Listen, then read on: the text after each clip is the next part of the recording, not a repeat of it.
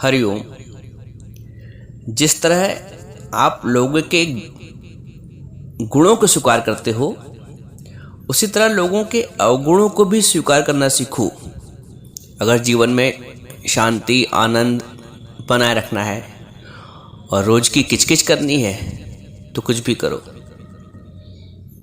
लेकिन जिस तरह तुम लोगों की अच्छाइयों को, लोगों की गुणों को स्वीकार कर लेते हो, उसी तरह लोगों के अवगुणों को भी स्वीकार कर लो। कारण यह है ना कि अगर तुम अवगुण स्वीकार नहीं करोगे तो क्या करोगे? उसको गुणों में परिवर्तित करने का प्रयास करोगे। यही तो करते हो, लोगों को सुधारने का काम। लेकिन आज दिन तक कोई सुधरा नहीं है। आज दिन तक कोई सुधरा है? अपने आप से पूछ के बताओ। सुधर तभी सकता है, गुण में परिवर्तन तभी हो सकता है। गुणों में अवगुण गुण में तभी परिवर्तित हो सकता है जब अगला स्वयं चाहे, तुम्हारे पास आए कि मम्मी जी मेरे में ये कमी है, प्लीज निकाल दीजिए, तब तो संभव है। लेकिन आप ये चाहो कि प्रेशर बना के किसी को ठीक कर लो तो नहीं कर पाओगे। इसलिए ज्ञानवान वही है, भलाई इसी में है, जो उसके अवगुण को भी नजरअंदाज कर लो या स्वीकार कर लो।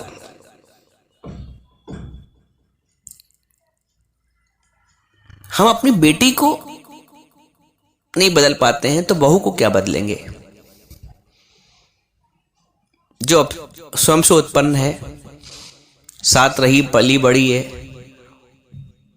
उसको हम मजबूर नहीं कर सकते हैं। हमारे हिसाब से चले तो बहू को कैसे कर सकते हैं? समझ का फेर है। तो एज इट इज स्वीकार करो। जीवन को इतना सहज बना दो, इतना सरल बना दो कि उलझन का कोई काम ही नहीं। इतना सहज बना दो। ठीक है प्रभु, तूने फूल भी दिए हैं तो स्वीकार किया, कांटे भी दिए हैं तब भी स्वीकार किया। तेरे फूलों से भी प्यार, तेरे कांटों से भी प्यार। और वो अवगुण हो सकता हमें बचा रहे हूं, हमको हमारी निष्ठा पक्की करा रहे हूं। आप देखो, सोना है, सोने में जब तक टांका नहीं लगता है ना, तब तक उसके आभूषण नहीं बनते हैं। प्योर सोने का आभूषण नहीं बन सकता है, बन ही नहीं पाएगा। उस पर टांका लगता ही लगता है। यानी सोना भी आप स्वीकार करते हो तो दोष के साथ, दोष सहित सोना स्वीकार करते हो।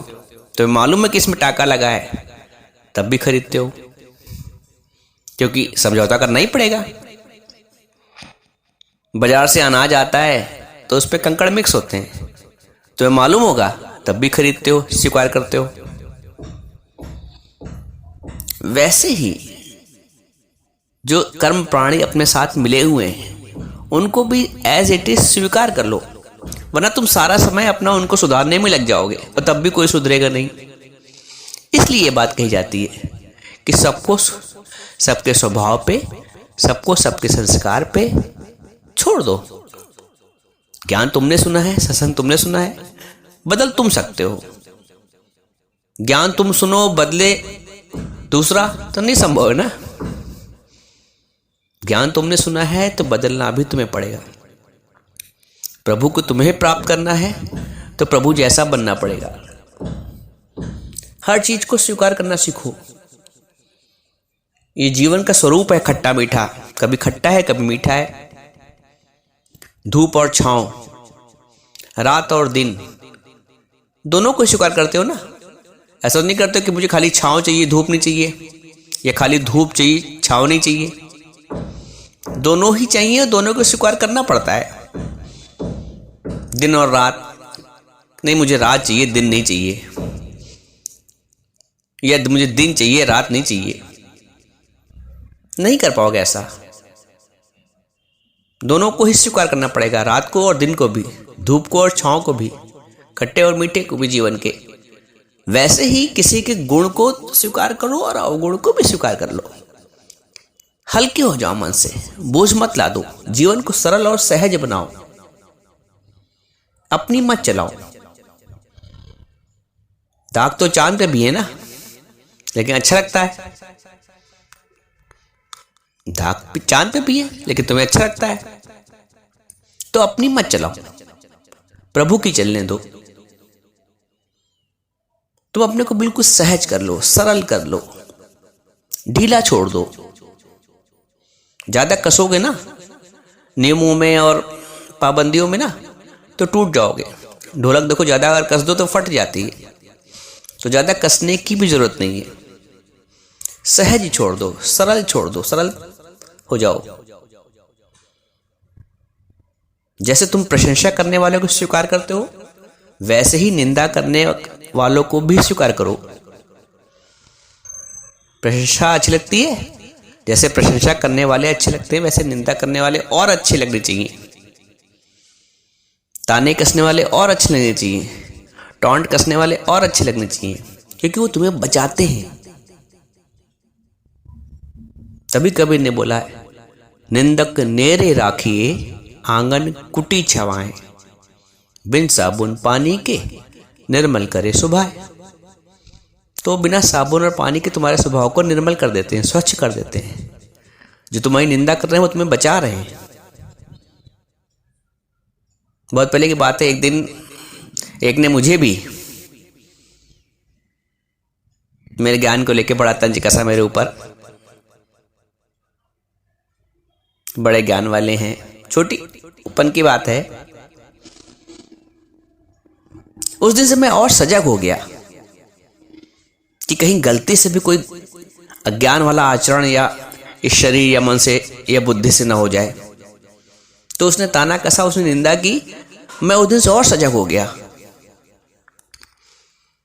कि गलती से भी कोई ऐसा आचरण, ऐसा मन वाणी बुद्धि से ऐसा ना हो जाए जो उसकी बात सही हो जाए। उसने मुझे बचा लिया, वो मेरे लिए कवर हो गया, एक ढाल हो गया। उसकी निंदा मेरे लिए ढाल बन गई तब से। अब वो ढाल आज तक मुझे बचाए हुए। तो उसकी दूसरे की निंदा को अपनी ढाल बना लो। दूसरे के अपमान जो उसने तुम्हारे लिए किया है उसको अपनी ढाल बना लो। चलो मैं सुरक्षित हो गया, अब मुझ में अहंकार नहीं आ पाएगा। उस व्यक्ति ने मुझे ऐसा उस दिन तंज कसा ज्ञान को लेके, मेरी ढाल बन गई वो। तो कभी कोई तुमको लेके, सत्संग को लेके, आचरण को लेके कोई तंज कसता है, अगर तुम सही हो तब भी तंज कसता है, तो कसने दो उसको, तुम और ज्यादा सजग हो जाओ। इसलिए गुरु कहता है अपने चारों तरफ पहरेदार बना लो। ये सब पहरेदार है। पहरेदार होता है ना, तो फिर चोरी नहीं हो पाएगी। तो हमारा ज्ञान, हमारी शांति, हमारा आनंद चोरी नहीं हो पाएगा। ये अगर पहरेदार सब रहेंगे, अगल बगल घर वाले, परिवार वाले, तो हमको हमारी रक्षा करेंगे वो। ये सब पहरेदार हैं, घबराओ नहीं इनसे। इसमें तुम्हारी सुरक्षा है, तुम्हारी सुरक्षा है, तुम्हारे ज्ञान की सुरक्षा है। तुम जो ब्रह्माकार वृत्ति बनाते हो सत्संग में, उसकी सुरक्षा है। तो कभी डरो नहीं निंदा से, कभी डरो नहीं उलाहना से।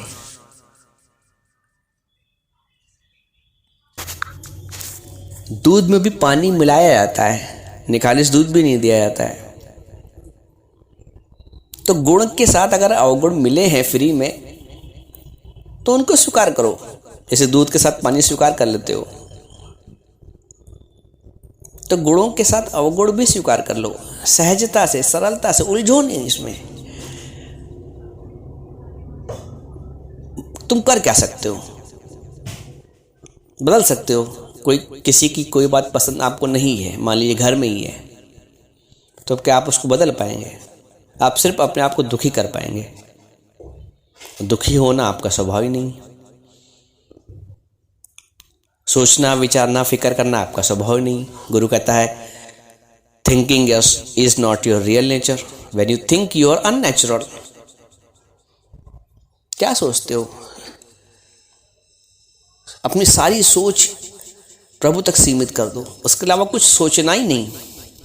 सोचण सोच न होवे जे सोची लखवार।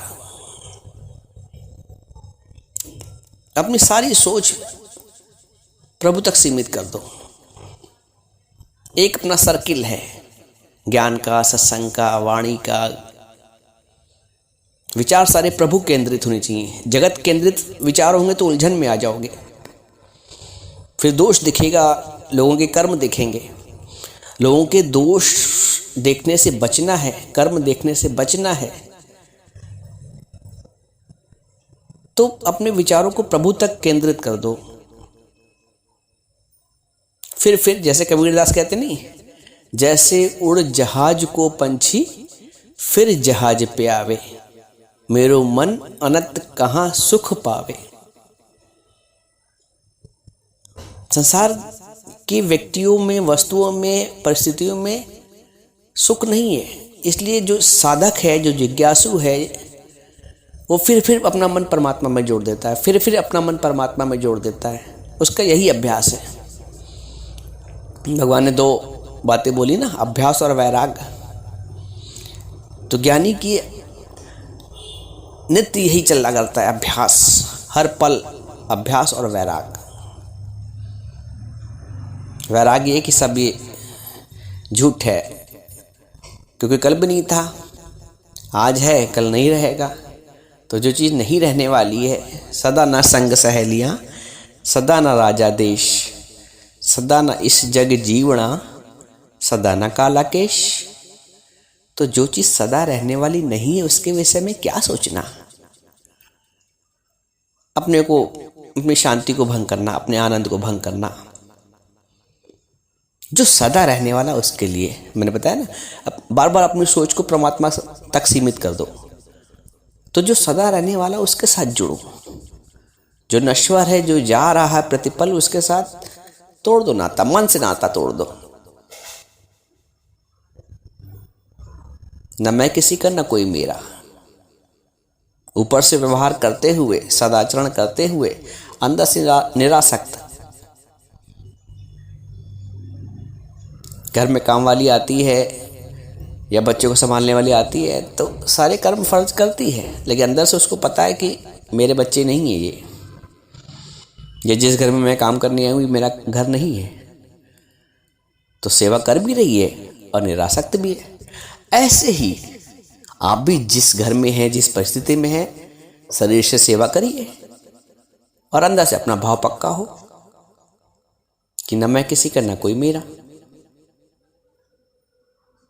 गलती वही होती है जब मैं भी हूं और मेरा भी है। तो न मैं हूं, न मेरा है। दोनों गलतियों को सुधार कर लो। यही दो गलतियां सुधारनी है जीवन में। बाकी तुम जितनी भी लोगों की त्रुटियां देख रहे हो वो सब जगत की जन्य है, संसार की जन्य है। ये जो भूल है ना, हो मैं धीरग रोग है, मैं हूं, ये बहुत बड़ा धीरग रोग है। इसको दूर करना है। तो न मैं हूं, न मेरा है। जब कभी उलझन आए, किसी के व्यवहार तुम्हें बुरा लगे, किसी की बात तुम्हें बुरी लगे, अपने आप को वहां से गुम कर दो। मैं हुई नहीं। गुरु कहता मैं हुई नहीं। Be nothing. माँ बनोगी, सास बनोगी तो लड़के बहू का व्यवहार बुरा लगेगा। बनो नहीं कुछ। Be nothing. दादाजी कहते be nothing. Be nothing and do nothing. कर्ता बन के कुछ करो भी नहीं। जो सहज शरीर से हो रहा है परमात्मा की शक्ति कर रही है। इसलिए बिल्कुल जीवन को सरल, सहज, सामान्य कर लो। कोई उलझन की आवश्यकता है ही नहीं। उलझ मत दिल बहारों में, बहारों का भरोसा क्या। फुहारे सूख जाते हैं, फुहारों का भरोसा क्या। ये फुहारे हैं, चल रहे हैं, कभी सूख भी जाएंगे। तो उलझ मत दिल बहारों में, बहारों का भरोसा क्या। मत उलझो, जीवन को सरल सहज बना लो, प्रेममय बना लो।